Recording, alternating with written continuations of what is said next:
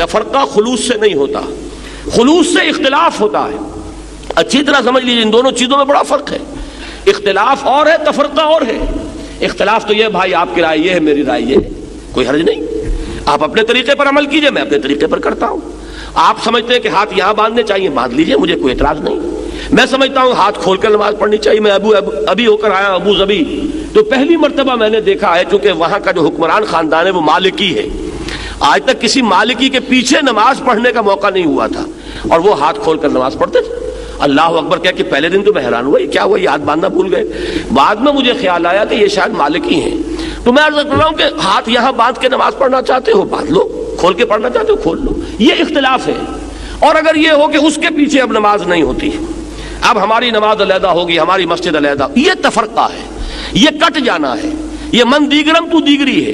تو تفرقہ اور شے ہے، اختلاف اور شے ہے. اختلاف امام مالک میں، امام احمد ابن حنبل میں ہے. اختلاف امام مالک اور امام ابو حنیفہ میں ہے. اختلاف امام ابو حنیفہ اور ان کے شاگردوں میں ہے.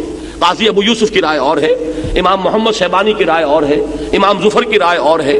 تو اختلاف تو قطعاً کوئی بری شے نہیں، بلکہ اختلاف تو اس کائنات میں اللہ تعالیٰ کی کریشن کے اصولوں میں سے ایک اصول ہے.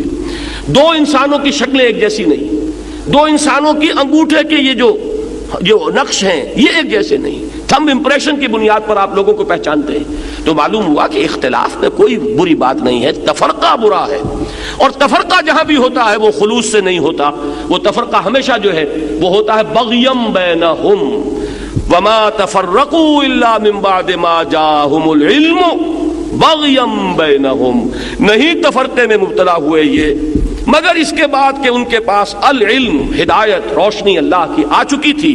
اور کس لیے ہوئے؟ آپس میں زدم زدہ، ایک دوسرے پر فوقیت حاصل کرنے کے لیے، ایک دوسرے پر بالادستی کے حصول کے لیے.